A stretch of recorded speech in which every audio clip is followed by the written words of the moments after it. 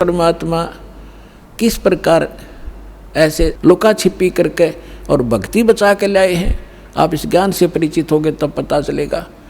कहीं भी जैसे आप सोचा करते श्री कृष्ण ने साड़ी बढ़ा दी द्रौपदी की, श्री कृष्ण नर के बस का ना था कुछ भी। परमात्मा की श्रद्धा बनाए रखने के लिए परमात्मा कहते मैं ही 100 छल छिद्र करता हूँ। वही उसी संत का रूप बनाकर चले जाते हैं जो जिस गुरु पर आश्रित है और उसका काम कर देते। भगत में आस्था बनी रहती है और वो ने सोचा मेरे गुरु से या इस साधना से ठीक हो गया, होता उसके पूर्व जन्म के संस्कारों से। तो परमात्मा ने इस भक्ति को बचा के जीवित रखना था, इसलिए आपको यहाँ तक लाए हैं। तो अब जो पार होंगे वो तो होंगे ही होंगे। मालिक का वचन है सकल सृष्टि प्रवानिक होई, पूरा विश्व और नाम लेगा, मोक्ष होगा। फिर क्या होगा कि लास्ट में फिर ये तो स्वभाव है इस गंदे लोग का, एक फिर धीरे धीरे चाहकर परंपरा बिगड़ना शुरू हो जाती है।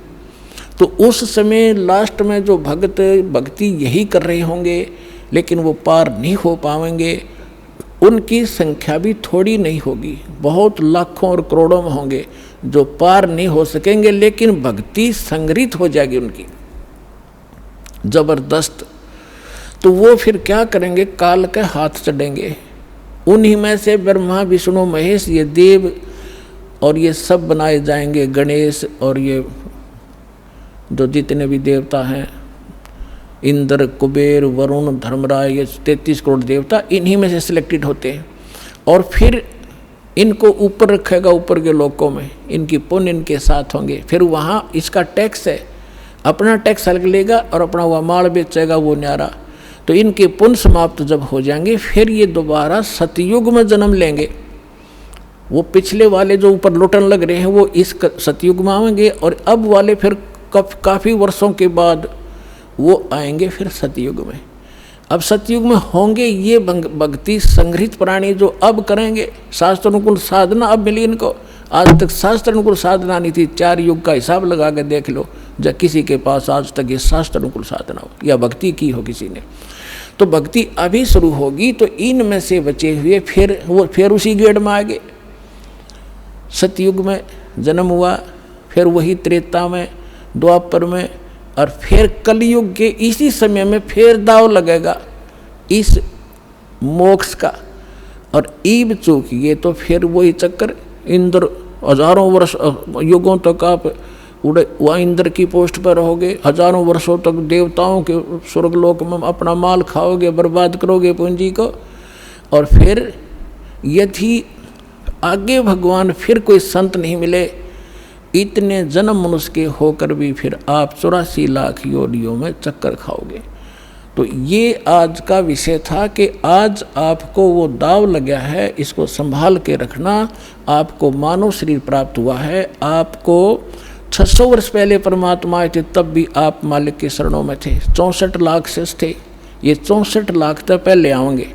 उसके बाद फिर परमात्मा ने ये अपना प्रचार फैला दिया है।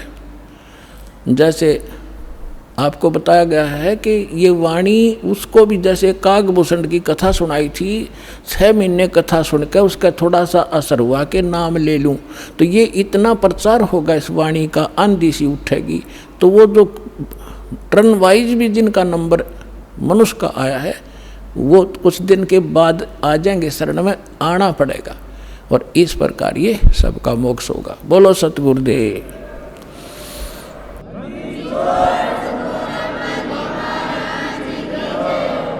परमपिता परमात्मा पूर्ण ब्रह्म सारी सृष्टि के रचनहार कबीर देव कबीर साहिब कबीर परमेश्वर जी की असीम रजा से आप सभी पुण्यात्माएं परमात्मा की महिमा को सुनने के लिए उपस्थित हुए।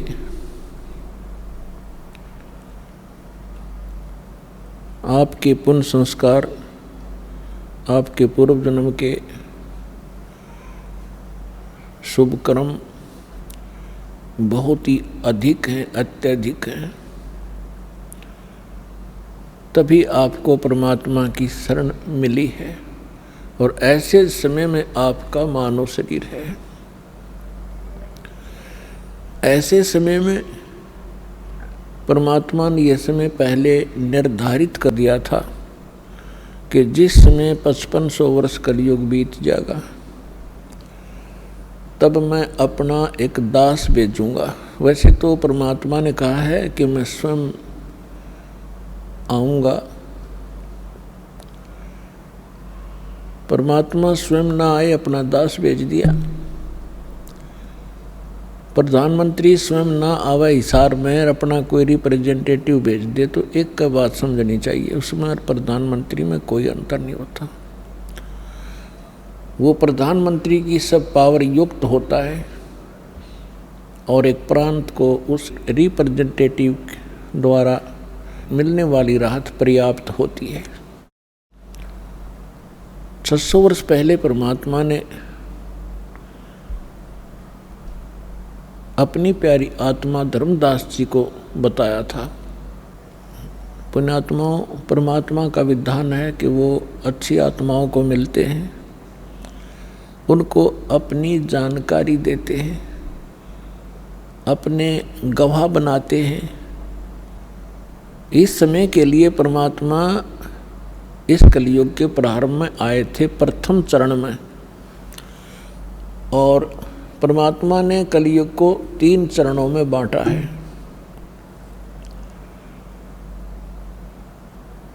एक तो प्रथम चरण जब परमात्मा सन 1398 से सन 1518 तक 120 वर्ष तक एक सिंपल मैन, सिंपल सिटीजन, आम नागरिक, साधारण नागरिक जैसा जीवन जी के उन्होंने हमारे लिए एक उदाहरण छोड़ा कि भक्तों, ये मेरी प्यारी आत्माओं, यदि आपने यहाँ से पीछा छुटवाना है तो यहाँ की सब बकवादों को सीमित कर देना, नहीं तो ये काल के, ये माया के चोज आपने असंख्यों बार किए हैं और ये आपको यहीं रख लेते हैं। और एक ये भी सिद्ध करना चाहा था परमात्मा ने कि ये ना समझना कि उस समय ब्राह्मण वर्ण जो था वो केवल भक्ति और ज्ञान प्रचार का अधिकारी माना जाता था, और हम यही मानते थे कि ब्राह्मण लोग ही भक्ति करते हैं, इन्हीं का अधिकार है, यही मोक्ष प्राप्त कर सकते हैं। तो परमात्मा ने सिद्ध किया था कि उस समय छुआछूत बहुत ज़्यादा थी और जुलाहा जाति को बहुत ही हेय माना जाता था। शूद्र वर्ण में गिने जाते थे। परमात्मा ने यह सिद्ध करना चाहा था कि जाति और मजहब परमात्मा के पाने में कति आड़े नहीं अड़ता, वो न सहयोगी है न बाधक है। पूर्ण संत प्राप्त हो, सच्ची श्रद्धा से जो सत साधना करेगा, चाहे वो किसी वर्ण में जन्मा हो, अमीर हो या गरीब हो, निर्धन हो, सभी परमात्मा प्राप्ति कर सकते हैं और परमात्मा सबको सामान्य लाभ देगा। यदि राजा भक्ति कर रहा है और साथ में एक रंग कर रहा है, जब आध्यात्मिक सत्र का जो सहयोग होगा, परमात्मा दोनों को सामान्य देगा, कोई अंतर नहीं होगा। तो इसी प्रकार परमात्मा ने यह सिद्ध करना चाहा था कि टोटे में भक्ति करे सोए सही सपूत, ये मायाधारी मस्करे है न जाने कितने जालिए ऊत। टोटे में भक्ति करे, निर्धन दारिद्र होकर भी परमात्मा की आस्था जिसमें है, सोए सही सपूत, और ये मायाधारी मस्करे न जाने कितने जालिए ऊत, रावण जैसे। और परमात्मा कहते हैं राजा हो भाਵੇਂ रंक हो, निर्धन हो या धनवान हो, इंसान हो, स्त्री या पुरुष हो, परमात्मा प्राप्ति कर सकता है यदि उसको सतगुरु मिल जाए। तो पुण्यात्माओं, आप उन पुण्यात्माओं में से हैं जो आपको सतगुरु भी मिल गए। अब यदि अब भी पार नहीं होगे तो फिर आपकी अपनी नालायकी होगी। परमात्मा ने रजा में कसर नहीं छोड़ी। तो पुण्यात्माओं, ये समय बहुत पहले निर्धारित किया था परमेश्वर ने, और काल ने अपना जाल फैलाया था। जब कबीर परमेश्वर से धर्मदास जी ने पूछा कि हे दीनदयाल, आपने जो कथा सुनाई है सृष्टि रचना की, और इसको सुनकर तो ऐसा लगता है कि हम महाअपराधी और कमीने जीव हैं। हम भरी थाली का ठोकर मार के सुख सागर को छोड़ के इस गंदे तालाब में, इस ओछे जल में आ गिरे। आपके साथ हमने बहुत चीटिंग करी। हे दीनदयाल, आपने कैसे रहम किया हमारे ऊपर, आपने फिर भी संभाले। कितने दयालु हो आप। हमने कैसा जुल्म किया आपके साथ विश्वासघात किया।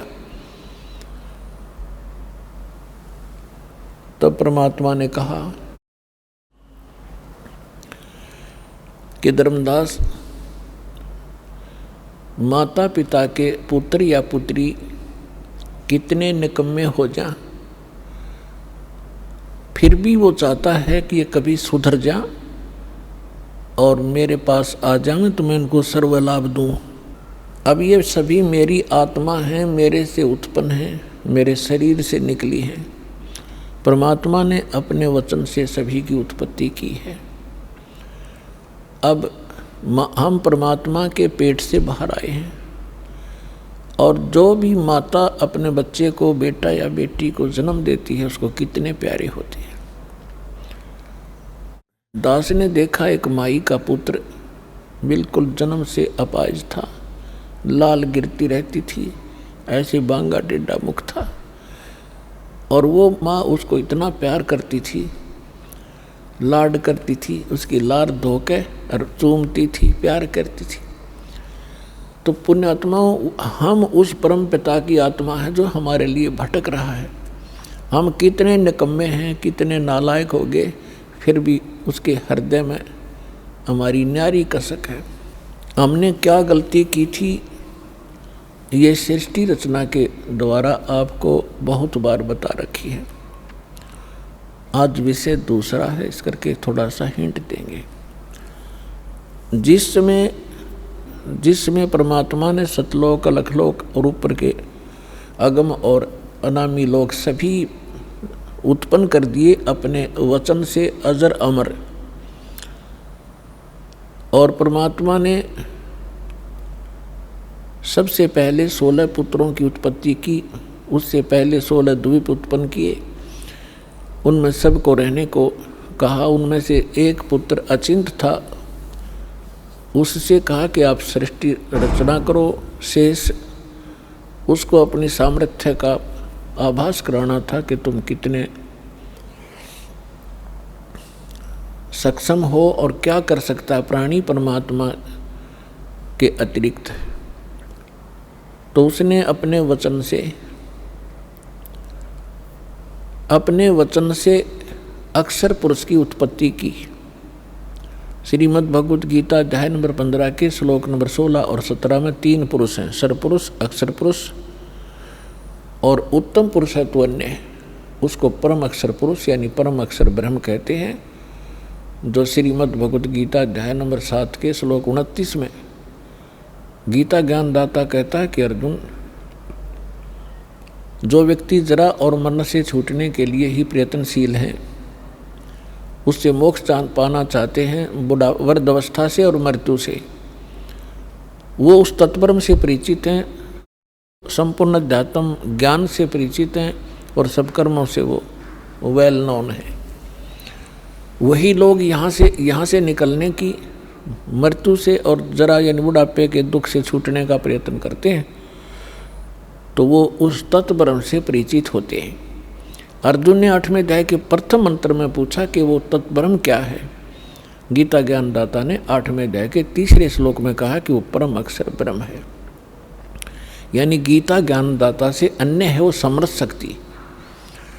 तो 15वें अध्याय के गीता जी के 16 और 17 श्लोक में 3 पुरुष हैं, सरपुरुष, अक्षर पुरुष, और 17वें श्लोक में कहा कि उत्तम पुरुष है तू अन्य है। इन दोनों से, सरपुरुष और अक्षर पुरुष से वो श्रेष्ठ परमात्मा, उत्तम पुरुष, पुरुषोत्तम तो कोई और है, और वही तीनों लोकों में प्रवेश करके सबका धारण पोषण करता है। वो वास्तव में अविनाशी परमेश्वर है। तो अचिंत ने अक्षर पुरुष की उत्पत्ति की, और अक्षर पुरुष वहाँ एक सरोवर है, मान सरोवर, अमृत से भरा हुआ, उसमें जाके सो गया, गहरा चला गया। वहाँ श्वासों से जीवन नहीं है। काफ़ी समय तक वो बाहर नहीं आया। आपको थोड़ी सी सृष्टि रचना का हिंट देकर आज का जो विषय है वो फिर चलेगा। अचिंत ने देखा अक्षर पुरुष सरोवर के अंदर गहरी निद्रा में सो रहा है, और अक्षर पुरुष के बिना अचिंत सृष्टि नहीं कर सकता। तब उसने अर्ज की कि अक्षर पुरुष निद्रा में है, प्रभु मैं कुछ नहीं कर पा रहा हूँ। तब परमात्मा ने कहा कि बेटा तुम कर भी नहीं सकते, ये तुम्हारे को थोड़ा सा एक झटका दिया है, कहीं तुम बीच में टांग अड़ा लेते। परमात्मा ने ये सिद्ध कर दिया कि समर्थ का काम समर्थ ही कर सकता है, और दूसरा कोशिश करेगा तो वो मार ही खाएगा। तब परमेश्वर ने उसी सरोवर से थोड़ा सा जल अपनी आचमन में लिया, अपनी शब्द से उसको अंडा बना दिया। अंडे में अपने वचन से, अपने ही अंदर से एक आत्मा उसमें प्रवेश कर दी। उस अंडे को बहुत बड़ा आकार का अंडा बना दिया, उसको उसमें छोड़ दिया। सरोवर में गड़गड़ गड़गड़ करता हुआ वो नीचे गया। तो उसकी गड़गड़ाहट सुनकर अक्षर पुरुष की निद्रा खुल गई। और किसी को कच्ची निद्रा से जगा दिया जाए तो उसमें थोड़ा सा क्रोध होता है। उसने क्रोधवश उसको देखा कि किसी ने मेरी निद्रा भंग कर दी, तो वो कोप उस अंडे पर टकराया, उससे अंडा फूट गया। उसमें से ये सरपुरुष निकला, सरपुरुष। अब इस अध्यात्म ज्ञान को सुनने के लिए यह सृष्टि रचना एक मास्टर की समझ लेना। और जब तक आप इस सृष्टि रचना से परिचित नहीं होगे तब तक आप अध्यात्म का कोई सिर पैर नहीं समझ सकते। प्रथम बार कोई सुनेगा उसको ऐसा लगेगा जैसे दंत कथा बनावटी कहानी है। वो अंडा फट जाने से उसमें से सरपुरुष निकला, ज्योति निरंजन, जिसको काल भी कहा जाता है, जो 21 ब्रह्मांड का स्वामी है। तब परमेश्वर ने कहा कि तुम दोनों बाहर आओ। वो दोनों बाहर आ गए। उनसे कहा कि जाइए आप अचिंत के द्वीप में रहो। एक स्थान तीनों को दे दिया, अचिंत, सरपुरुष और अक्षर पुरुष। उसके पश्चात परमेश्वर ने स्वयं शेष रचनाएं की, और हम सभी आत्माओं को अपने वचन से उत्पन्न कर दिया। असंख्य जितने भी यहाँ चींटी, मच्छर, मक्खी, सूक्ष्म जीव जो दिखते भी नहीं, दूरबीन से देखे जा सकते हैं, हाथी, देवता, ये सभी प्राणी परमात्मा ने अपनी वचन से उत्पन्न करके, ये सभी आत्माएं ऊपर रहा करती थी। हम सभी की वहाँ सृष्टि थी, परिवार था, और बहुत सुंदर महल, बड़े बड़े बगीचे, प्रत्येक के महल के आसपास बहुत सुंदर आगे पार्क हैं, फल फ्रूट वहाँ पर लदपद रहते हैं, मेवा लदपद रहती है, सदाबहार वृक्ष हैं, सदाबहार बाग बगीचे हैं। तब परमात्मा ने हम सबको उत्पन्न किया, हम अलग अलग रहने लगे,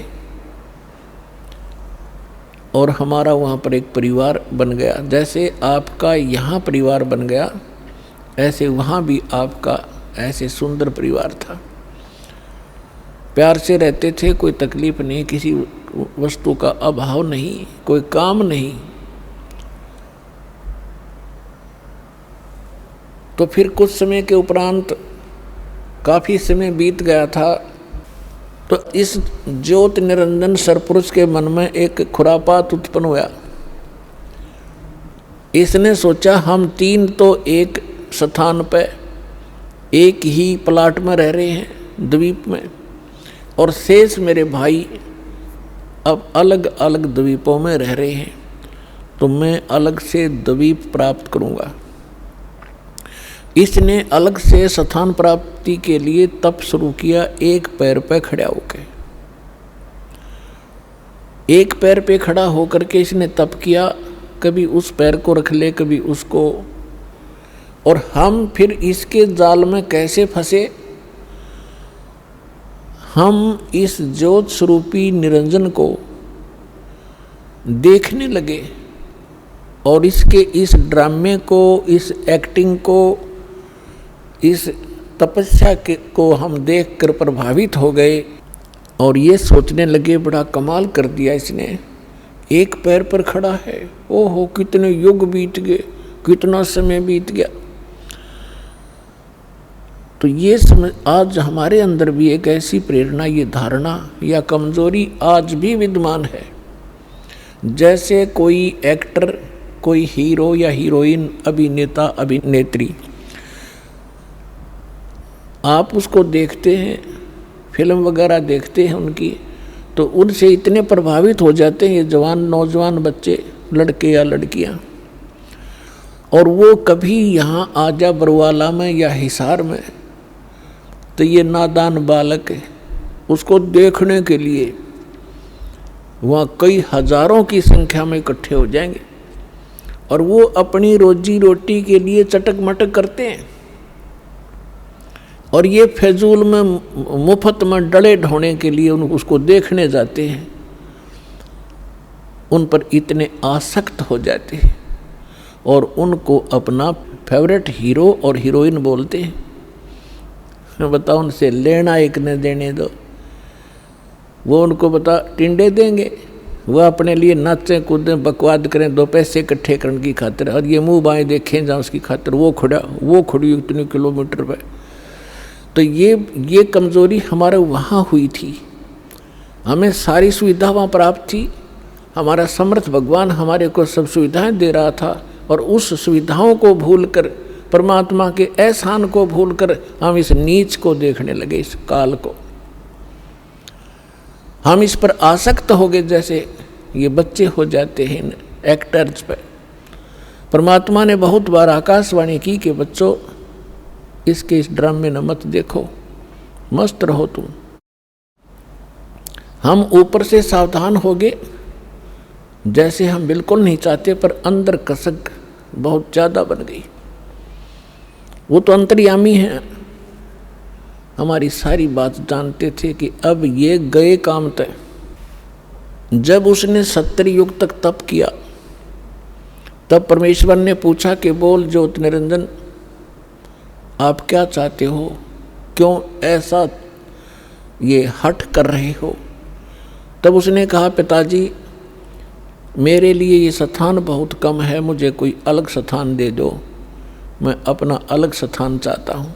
परमात्मा ने कहा ठीक है भाई। तब से राज मदमानम और जन्म तीसरे शुक्र सवानम, तेरे इस तप के कारण मैंने तुझे 21 ब्रह्मांड का राज दे दिया। जैसे एक धनी पिता अपने पुत्र को उसके हिस्से के 21 प्लाट दे दे खाली। अब उन ब्रह्मांडों को पाकर ये कभी उसमें जा रहा है, कभी उसमें कूद रहा है, सारा नाच कूद कर इसने सोची कि इसमें कुछ कंस्ट्रक्शन भी चाहिए। अब वो समर्थ है, सबका सब सारे मटेरियल उस परमात्मा से उपलब्ध हो सकते हैं। इसने फिर तपस्या की, 70 युग फिर तप किया। हम फिर भी इसको बहुत ज़्यादा चाह रहे थे, ऊपर से सावधान थे पर अंदर से कसक गजब की थी। तब परमेश्वर ने पूछा भी बोल क्या चाहता है ज्योत निरंजन, अब तुझे और क्या चाहिए। तब इसने कहा कि भगवान परमात्मा हे पिताजी, मेरे लिए मुझे कुछ कंस्ट्रक्शन करने का मटेरियल सामग्री दे दो। तब परमात्मा ने इसको 5 तत्व और 3 गुण दे दिए और कहा, ले बेटा खेल खिलौनों से। इनको पाकर के इसने फिर सोचा कि अब मैं इसमें कंस्ट्रक्शन भी कर लूँगा, और फिर ये यहाँ मुझे अकेले का दिल लगे नहीं, इसके अंदर कुछ प्राणी चाहिए। इसने फिर से हठ योग शुरू किया। जब इसने तीसरी बार 64 युग तप किया तब परमात्मा ने पूछा कि बोल ज्योति निरंजन, तू क्या चाहता है? तो जो तूने मांगा मैंने दे दिया, अब क्यों हठ कर रहा है? तब इसने कहा कि प्रभु, हे परमेश्वर, हे पिताजी, मेरा अकेले का दिल नहीं लगता, कुछ आत्मा मुझे दे दो। परमेश्वर ने कहा कि देखो भाई, इस और तपस्या के लिए तू कुछ और मांग सकता है, अन्य तेरे को ब्रह्मांड दे दूंगा, लेकिन आत्मा नहीं दे सकता, क्योंकि ये मेरे अंश हैं और तू इनको घना दुखी कर देगा और मेरे से देखे नहीं जाएंगे फिर ये। तब इसने कहा था, नहीं पिताजी, मैं सत्य का राज करूँगा, जो जैसा कर्म करेगा मैं वैसा ही फल दूंगा, मैं कोई अत्याचार अन्याय नहीं करूँगा। परमात्मा बोले, भी पर एक बात है, यदि कोई सब इच्छा से तेरे साथ जाना चाहता है तो मैं अलाउड कर सकता हूँ, नहीं तो मैं नहीं भेजूंगा अपनी आत्मा को, चाहे तो कुछ भी कहे। तो हम पहले से ही जो यहाँ आकर फंस गए, गधे कुत्ते सूअर मच्छर माखी सांप बिच्छू बनकर धक्के खा रहे हैं, हम पहले से इस पर आसक्त थे। जब ये हमारे पास आया, इसने कहा कि मैंने पिताजी से ऐसे ऐसे 21 ब्रह्मांड प्राप्त किए हैं, उनमें ऐसे ऐसे बाग बनाऊंगा, उनमें स्वर्ग बनाऊंगा, ऐसे ऐसे झरने बनाऊंगा, हीरे पन्ने जवाहरात के पहाड़ बनाऊंगा, तो क्या तुम मेरे साथ चलोगे? हम तो पहले ही आसक्त थे। हमने कहा कि यदि पिताजी आज्ञा दे देंगे तो हम चल पड़ेंगे, हम तैयार हैं। इसने पिताजी के पास, परमेश्वर के पास जाकर कहा कि हे भगवान, कुछ आत्माएं मेरे साथ चलने को तैयार हैं। तब परमात्मा ने कहा कि ऐसे नहीं, मेरे सामने स्वीकृति जो करेगा मैं उसको भेज सकता हूँ। अब पुण्यात्माओं, एक समस्या और आती है, क्योंकि हम इस नए ज्ञान में सुनते हैं तो हमारे अंदर इतनी शंकाएं उत्पन्न हो जाती हैं, जैसे सावन के महीने में घास फूट जाया करे, निरी शंकाएं पैदा होंगी। पर शंका का समाधान इस सत्संग से होगा, सुनते ही रहना, सुनते ही रहना, अपने आप सेटिंग हो जाएगी। अब आपके मन में ये आवेगा कि परमात्मा तो जानी जान थे कि हमें कितना कष्ट होगा, तो हमें यहाँ नहीं भेजना था। हम अपनी गलती नहीं मानते कि हमने अपने परम पिता को छोड़कर इस नालायक पर आस्था नहीं करनी चाहिए थी, जो हमें सारा सुख दे रहा था, और वो तो त्याग दिया और इस नंग के पीछे लाग लिए जो आप भिखारी उस परम पिता का। अपने आत्माओं, दूसरा ये एग्जाम्पल समझिए कि जैसे सेब विक्रेता होता है, उसको सेब कितनी प्रिय होती हैं, कितनी कॉस्टली होती हैं। 1, 2, 3, 4, 10 यदि सेब खराब हो जाती हैं, वो उन सेब को उन सेबों में नहीं रख सकता जो स्वस्थ है। वो भले ही उसको खूब कष्ट होता है, दुख होता है, उसको ये पता है कि देख मेरे को 100-200 रुपये की हानि होगी, वो फिर भी उन खराब सेबों को उठा के और कूड़े में फेंक देता, उसने सूअर खाया कर। भले उसकी आत्मा दुखती है कि मुझे कितनी हानि होगी, लेकिन रख नहीं सकता कि ये और भी डूब देंगी। तो हम खराब सेब हो गए थे और परमात्मा ने हमारे को वहाँ से फेंकना अनिवार्य समझा था। ये एक और एग्जाम्पल आपको बता जा रहा है। अब परमात्मा ने हमारे से आकर पूछा कि बोलो भाई, कौन जाना चाहता है इसके साथ? तो हम अपने पिता के सामने बोल नहीं सके, शर्मिंदा हो गए, लज्जित हो गए, नीची गर्दन कर ली, क्योंकि वो पहले ही कहा करते थे कि इस पर आसक्त ना होना। वो सन्नाटा छा गया। साइलेंट हो गया, सब कुछ शांत हो गए। तब परमेश्वर ने कहा कि क्यों भाई ज्योति निरंजन, ये तो कोई नहीं बोल रहा, तू कह रहा था मेरे साथ जाना चाहते हैं। उसी समय एक आत्मा खड़ा हुआ और उसने खड़ा होकर के कहा कि पिताजी मैं इसके साथ जाना चाहता हूं। अब बाकी हमने सोचा कि यू एकला एक वहां सारी लूट लेगा और हम रह गए पाछे, तो हम भी फिर खड़े हो गए, दोनों हाथ ऊपर ने कर लिए। सारे के सारे जितने असंख्यों अनगिन जीव यहाँ आ फंसे। तब परमात्मा ने कहा ठीक है भाई, जो जिसने हृदय से स्वीकृति इसकी की है उसको मैं इसके साथ भेज दूंगा, लेकिन आप जाइए अपने ब्रह्मंडों में, मैं इनको वहाँ भेजने का तरीका दूसरा अपनाऊंगा। तो परमात्मा ने क्या किया कि जिस आत्मा ने सबसे पहले स्वीकृति दी थी उसका एक युवा लड़की बना दिया अपने वचन से, और उसके अंदर हम सभी प्राणियों को सूक्ष्म रूप बनाया और सूक्ष्म बना दिया हमारा स्वरूप, और सभी को अपने वचन से उस लड़की के शरीर में प्रवेश कर दिया। अपनात्माओं, अब वैज्ञानिक तरीके से आप अच्छी तरह समझ सकते हो कि हमारे ब्लड के अंदर कितने जीवाणु हैं। 1 ग्राम ब्लड के अंदर 40-40 लाख जीवाणु, ये डॉक्टर लोग बताते हैं कि इतने बैक्टीरिया हैं, इतने फलाने हैं। तो इसको समझने में कति देर नहीं लगेगी। तो इसी प्रकार परमात्मा ने उस लड़की के शरीर में हम सभी को सूक्ष्म बनाकर प्रवेश कर दिया।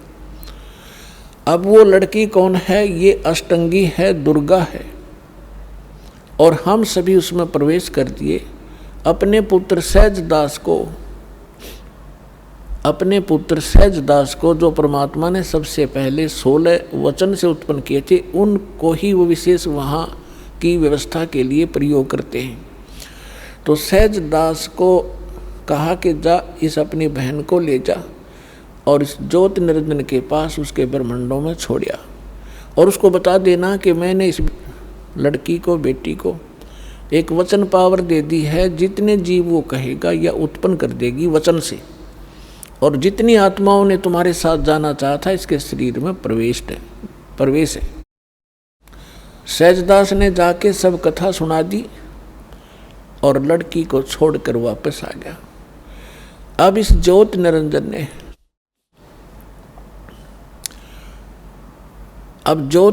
के मन में ये दोष आया, अकेली युवा लड़की को देखकर इसने यह एक और भयंकर गलती कर दी। ये विषय वासना वश होकर लड़की के साथ दुराचार करने की चेष्टा करने लगा। तब लड़की ने कहा कि ज्योति निरंजन, देखो आप पिता के वचन से उत्पन्न हुए अंडे से, आप मेरे बड़े भाई हो, उसके बाद हमारी उत्पत्ति उसी परमेश्वर ने की है।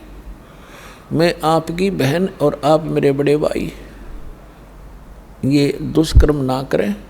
मेरे को परमात्मा ने वचन दिया है, वचन शक्ति दे रखी है, जितने जीव आप कहोगे नर और मादा मैं वचन से उत्पन्न कर दूंगी। लेकिन उसने एक नहीं सुनी, और उसी समय उसने उस लड़की को, परमात्मा ने एक और रजा बख्शी थी कि उस लड़की को प्रजनन इंद्री नहीं लगाई थी, बाकी शेष सब फीचर्स जो थे वो सब लड़की वाले थे। तो उसने अपनी नख रेखा से, नाखूनों से प्रजनन इंद्री बना ली। अब लड़की ने देखा कि जुल्म करेगा, मेरी इज्जत लूटेगा, तो उसने एकदम सूक्ष्म रूप बनाया, और वो जो ही उसके साथ दुराचार करने की स्थिति में हुआ, मुंह खोला बकवाद के लिए, उसके मुख के माध्यम से पेट में चली गई।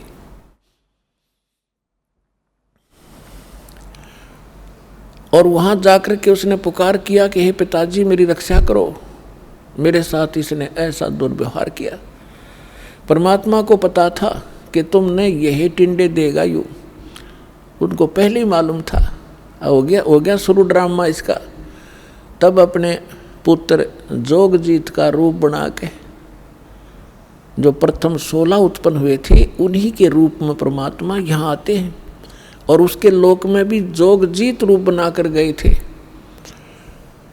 और वहाँ प्रकट होकर के कहा कि ज्योति निरंजन सुन दे अब वचन परमात्मा का, तूने एक महान दोष कर दिया इस सच्चे लोक में, और ऐसे सच्चे लोक में ऐसे जुल्म करने वाले को ये दंड लगता है, ये दोष लगता है, अपराध लगता है, उसको एक रोग लगता है।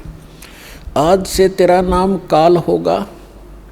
लड़की को तूने बदतमीजी से दुखी किया और तेरे पेट में ये चलेगी, तूने इसको निगल लिया। और 1 लाख मानव शरीरधारी प्राणी तू डेली खाया करेगा और 1.25 लाख उत्पन्न किया करेगा। उसके पेट को चाक किया परमात्मा ने अपने नाखून से, लड़की को बाहर निकाल दिया और कहा कि आज से तुम यहाँ नहीं रहोगे, इन 21 ब्रह्मांड को लेकर तुम दोनों यहाँ से चले जाओ मेरी आंखों के सामने से।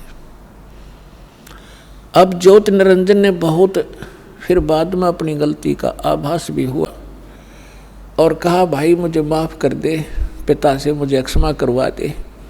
वो अपना भाई समझ रहे थे, जोगजीत समझ रहे थे वो स्वयं परमात्मा। तब परमेश्वर ने कहा कि बस और फालतू बात मत करे और यहाँ से अति शीघ्र निकल जा। इतना ही कहा था, उसके 21 ब्रह्मांड विमान की तरह खिसक चले पड़े बहुत ही गति से, और सतलोक से 16 शंख कोश की दूरी पर आकर परमात्मा के विधान अनुसार ये यहाँ चक्कर लगाने लगे। 16 शंख कोश की दूरी पर सतलोक से ये हम यहाँ बैठे हैं।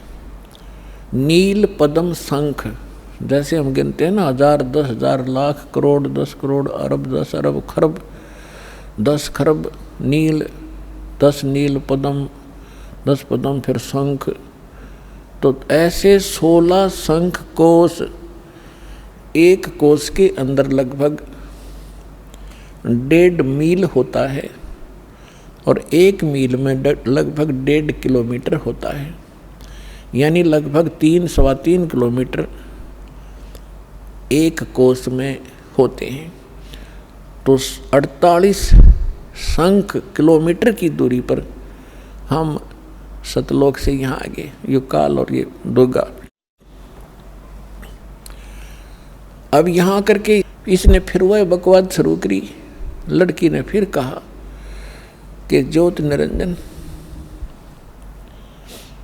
देख, जुल्म ना करे, पहले तो मैं तेरी बहन, तू मेरा बड़ा भाई, फिर मैं तेरे पेट से बाहर आई तेरी बेटी होगी, और ये दोनों नाते पवित्र होते हैं, तो जुल्म ना करे। पर इसने एक नहीं सुनी और दुर्गा के साथ पति पत्नी व्यवहार किया और 3 पुत्र उत्पन्न किए।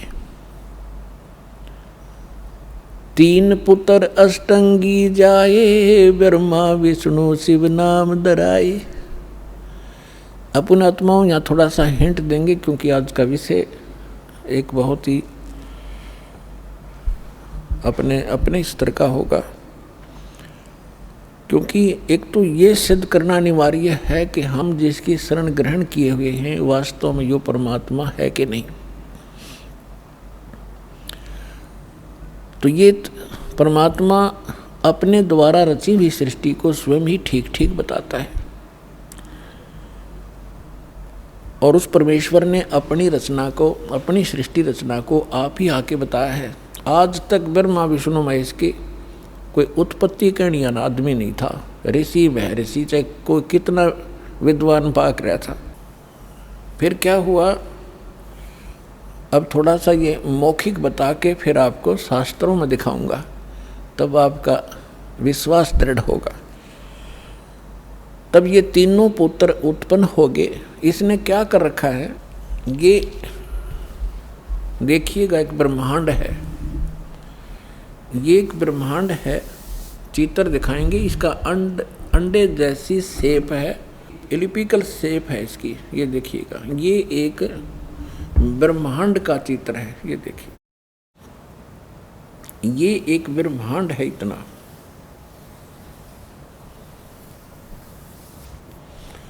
और इसमें क्या क्या स्थिति है देखिएगा। इसमें क्या है, नीचे के ये 7 लोक हैं, ये पाताल लोक है, और ये तलातल, महातल, वितल, अतल, सूतल, रसातल, ये पाताल लोक, ये पृथ्वी लोक, और ये शिव का लोक, ब्रह्मा जी का लोक, विष्णु जी का लोक, ये कोमन स्वर्ग और नरक, और ये इंद्र का लोक, स्वर्ग के राजा का लोक, ये धर्मराय का लोक जो न्यायाधीश है, ये मानसरोवर है, ये शपथपुरी सप्तऋषियों का अलग से नगरियां हैं, ये एक एक द्वीप है, और ये है ब्रह्मलोक, ये सारा ब्रह्मलोक है। इस ब्रह्मांड के अंदर ही ये ब्रह्मलोक है। और इस ब्रह्मलोक के अंदर इस काल ने एक और जाल फैला रखा है। एक ये तो महा इंद्र का द्वीप है, ये ब्रह्मलोक है जिसको महास्वर्ग कहते हैं। ये नकली सतलोक, नकली अलखलोक, नकली अगम और नकली अनामी लोक की रचना इस काल ने धोखा देने के लिए, जीवों को ये धोखा देने के लिए करवा रखी है। और ये दुर्गा का लोक है अलग से, ये समुद्र है शेष सारा, ये सब समुद्र है चारों तरफ, ये सारा समुद्र है। और यहाँ एक अलग से इसने गुप्त स्थान बना रखा काल ने, यहाँ कोई नहीं जा सकता इस काल की इच्छा बगैर। यहाँ इसने 3 स्थान बना रखे हैं, एक रजोगुण प्रधान क्षेत्र, एक सतोगुण प्रधान क्षेत्र, एक ये तमोगुण प्रधान क्षेत्र। पुण्यात्माओं, जैसे किसी कक्ष में, किसी मकान में, बिल्डिंग में, हाउस में 3 कक्ष हों और एक कक्ष में लगे हों ये अश्लील चित्र, और दूसरे में लगे हों साधु संत फकीरों के, महापुरुषों के, भक्तों के चित्र, और तीसरे में लगे हों शहीदों के, सूरवीरों के चित्र। तो जब व्यक्ति उन अश्लील चित्रों वाले कक्ष में प्रवेश करेगा, उनकी देखकर उन बकवादों को मन में उसी प्रकार के भाव नेचुरली रहेंगे, चाहे वो 2 घंटे रहे, चाहे 3 घंटे रहे, उनमें दृष्टि पड़ी ना और मन में वो दोष उत्पन्न होंगे, तो उसमें वो रजोगुण युक्त रहेगा। और जब सतोगुण प्रधान स्थान पर जाएंगे, जहाँ साधु संत फकीरों के, महापुरुषों के चित्र लगे हों, उनकी हिस्ट्री लिखी हो, तो वहाँ जाकर के उसमें अपने आप एक साधु जैसा स्वभाव बन जाता है। और तीसरे जहाँ सूरवीरों के, शहीदों के फोटो लगे हों, तो उनकी कथाओं से, उनके बलिदान को देखकर वैसा ही स्वभाव बन जाता है। इस काल ने ये जाल फैला रखे हैं। ये परमात्मा कबीर जी ने आके हमें बताया।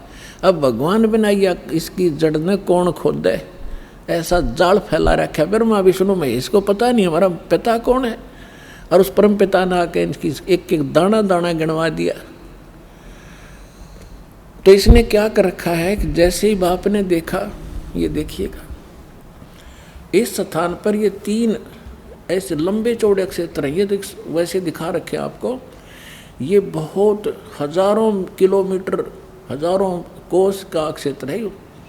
इस क्षेत्र में ये रजोगुण प्रधान क्षेत्र है। तो ये क्या करता है, इसमें स्वयं ये ब्रह्मा का रूप बना लेता अपने पुत्र, जैसे ये ऐसा रूप, और अपनी पत्नी दुर्गा को रखता है सावित्री रूप में। इन दोनों के योग से, पति पत्नी व्यवहार से जो पुत्र उत्पन्न होता है वो ऐसी शकल का और इसी विचारों का बन जाता है। ये तब तक इसी में रहते हैं जब तक इसका जन्म ना हो ले, और फिर उसको वहीं परवरिश के लिए रख देते हैं, कोमा में रखते हैं।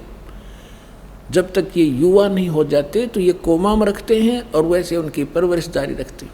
उसके बाद फिर ये यहाँ आ जाते हैं सतोगुण प्रधान क्षेत्र में। यहाँ ये विष्णु रूप बना लेता है और अपनी पत्नी दुर्गा को ये लक्ष्मी रूप बना लेता है। इन दोनों के संयोग से जो पुत्र उत्पन्न होता है वो सतोगुण युक्त हो जाता है और इस जैसी ही शकल का बन जाता है। और यहाँ देखिएगा, और जब ये तमोगुण प्रधान क्षेत्र में जाता है तो वहाँ ये ऐसी वेशभूषा बना लेता है और दुर्गा को ये ऐसे पार्वती जैसी शकल बना कर वहाँ रखता है। इन दोनों के संयोग से जो पुत्र उत्पन्न होता है वो इस जैसी शकल का बन जाता है। फिर इन तीनों को ये कोमा में रख देता है और जब ये जवान हो जाते हैं, युवा हो जाते हैं, इन तीनों को इकट्ठा कर देता है।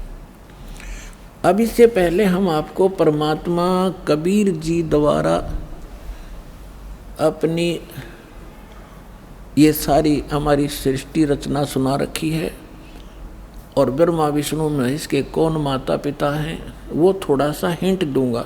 उसके बाद फिर आपको दिखाएंगे इन हमारे सदग्रंथों में जिनको हम शिरोधार्य मानते थे और सत्य ज्ञान युक्त पुराण, वेद, गीता, इनमें आपको रूबरू करेगा ये दास। तो परमात्मा को हम अशिक्षित मानते थे और ये कहा करते ये क्या जाने धानक दुल्हा, इसने संस्कृत आती नहीं, क्या जाने वेदों और गीता और पुराणों के गूढ़ रहस्यों को। अरे भगवान तो चिट्टी से लेकर हाथी तक की भाषा जानता है, वो सब प्राणियों की भाषा जानता है। अब ये सिद्ध भी कर देगा दास आपको कि उस परमात्मा ने कैसे रजा बख्शी। अपने आत्माओं, दास जो वचन बोलेगा ये सोच लेना 100% सच समझ लियो। अब ये जो इंस्ट्रूमेंट प्रोजेक्टर बनवाए हैं परमात्मा की देन है आप पुण्यात्माओं के लिए। पहले ये लोग अपनी अपनी कथा सुनाया करते थे, सदग्रंथों का नाम लिया करते थे, कोरी बकवाद सुनाया करते थे, शास्त्र विरुद्ध ज्ञान देते थे और हम इसलिए संतुष्ट रहते थे कि ये सभी विद्वान हैं, सदग्रंथों से परिचित हैं और इन्होंने ठीक ठीक सदग्रंथों को समझा होगा। आज पता चलेगा ये किसे विद्वान थे, ये खाकी कक भी पता नहीं था इनको। और उस परम पिता को जिसको धानक जुलाहा एक मजदूर और शूद्र कह के रिजेक्ट कर रखा था लाल को, उन्होंने 600 वर्ष पहले वो ज्ञान सुना रखा है जो वेदों और गीता पुराणों के अंदर विद्वान है।